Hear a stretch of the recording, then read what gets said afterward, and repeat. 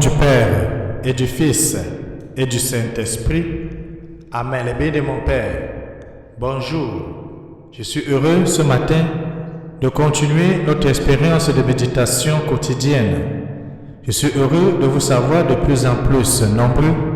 Je suis heureux de savoir que le Seigneur bénit ce que nous sommes en train de faire.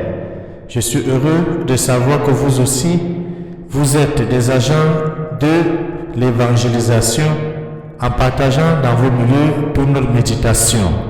Merci pour tout ce que vous faites. Merci pour vos observations. Merci pour vos soutiens multiformes. Aujourd'hui, nous avons deux textes de méditation.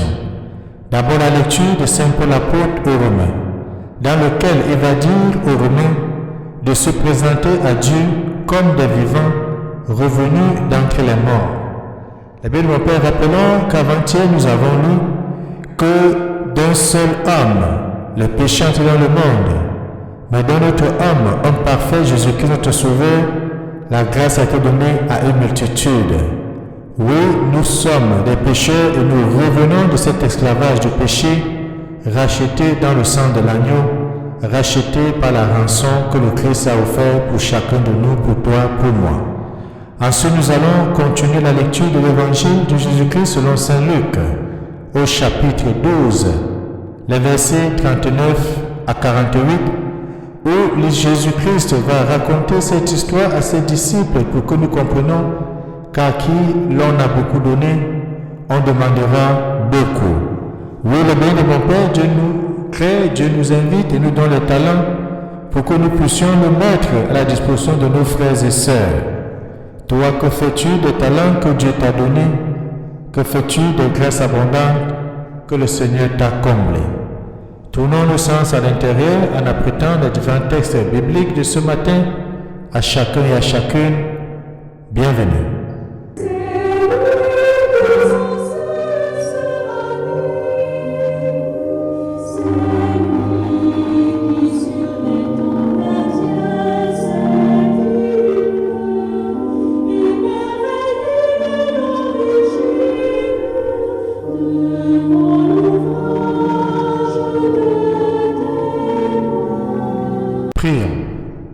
Seigneur notre Père, nous en appelons à ta providence, qui jamais ne se trompe en ses desseins.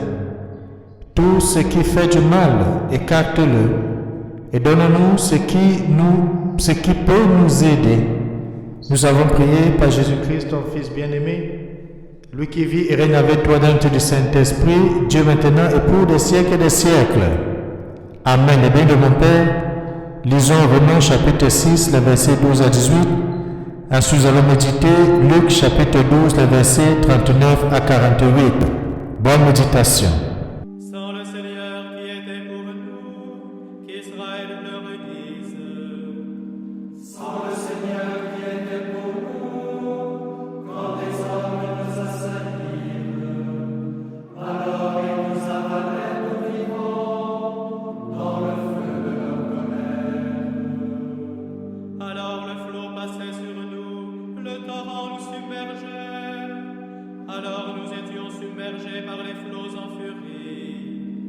Béni soit le Seigneur qui n'a pas fait de nous la proie de leur vent.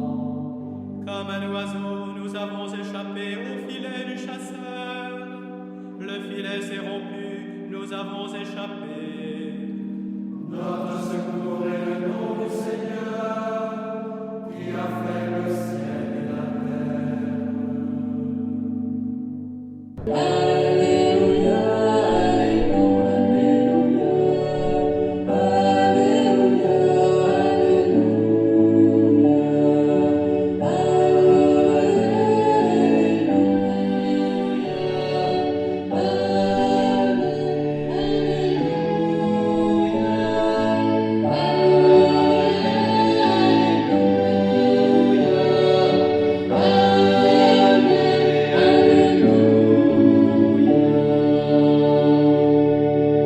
Évangile de Jésus-Christ selon Saint Luc, au chapitre 12, les versets 39 à 48. En ce temps-là, Jésus disait à ses disciples, « Vous le savez bien, si le maître de la maison avait su à quelle heure le voleur viendrait, il n'aurait pas laissé percer le mur de sa maison. Vous aussi, tenez-vous prêts. C'est à l'heure où vous n'y penserez pas que le Fils de l'homme viendra.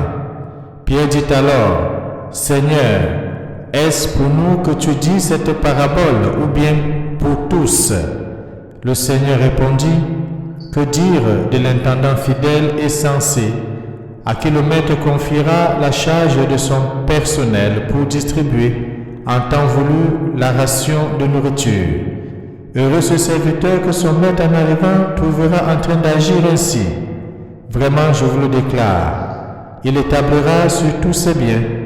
Mais si le serviteur se dit en lui-même, mon maître tarde à venir, et s'il se met à frapper les serviteurs et les servantes, à manger, à boire et à s'enivrer, alors quand le maître viendra, le jour où son serviteur ne s'y attend pas, et à l'heure qu'il ne connaît pas, il écartera et lui fera partager le sort des infidèles.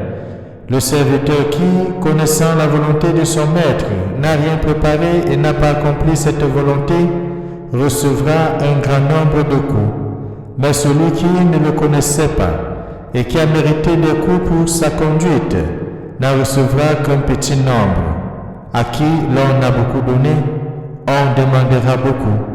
À qui l'on a beaucoup confié, on réclamera davantage. Acclamons la parole de Dieu. Louange à toi, Seigneur Jésus-Christ.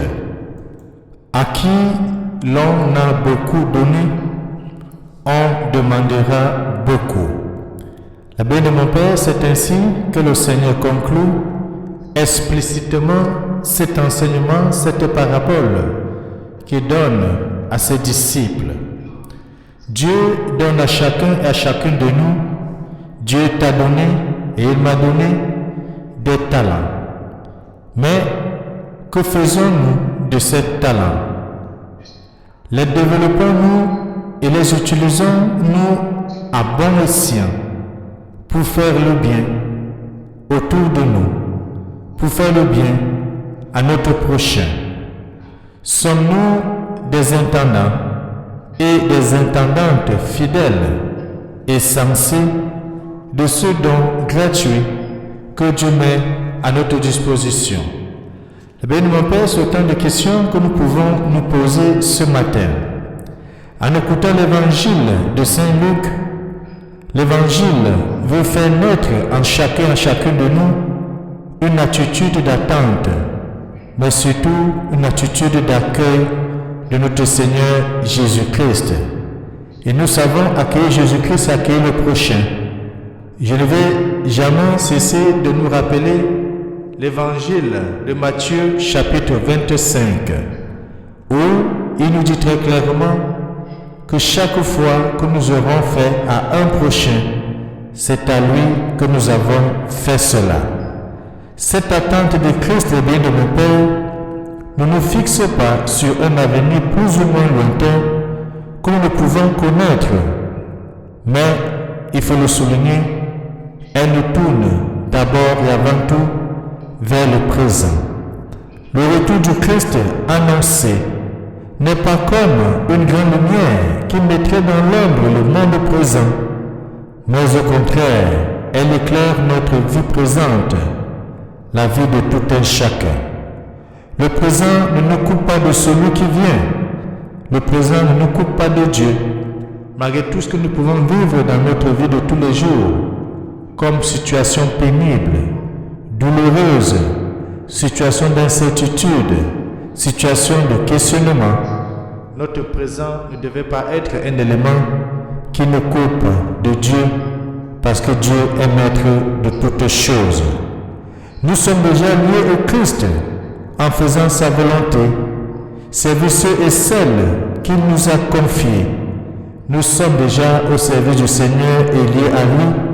De par notre baptême, nous avons été incorporés à lui, et chaque fois que nous posons un acte de générosité autour de nous, c'est avec lui que nous le faisons. Jésus s'est fait serviteur de tous. Il s'est fait ton serviteur. Il s'est fait mon serviteur.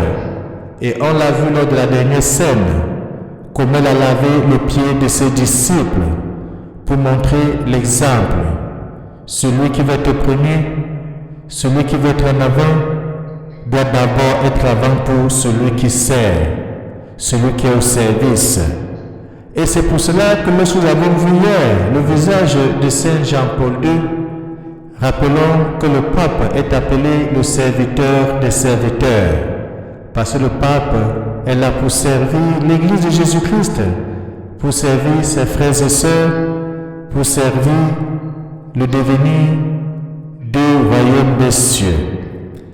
Il nous demande, Jésus-Christ, de vraiment servir à notre tour comme lui, loin de vouloir nous conduire dans une crainte stérile et paralysante. Ces paroles rappellent combien est grande la confiance que Dieu a fait en toi, a fait en chaque homme. Cette confiance sans réserve qui, si elle ne s'est pas oubliée, suscite cette réponse du chrétien: imiter le Christ lui-même, imiter celui qui, au milieu de nous a tracé le chemin. Prions que le Seigneur augmente en chacun de nous la foi, cette foi qui est agissante, cette foi qui nous permet d'être au service de l'autre, cette foi qui transforme le visage de l'humanité. Et que Dieu Tout-Puissant nous bénisse et nous garde, lui qui est Père, Fils et Saint-Esprit. Amen. Bonne journée.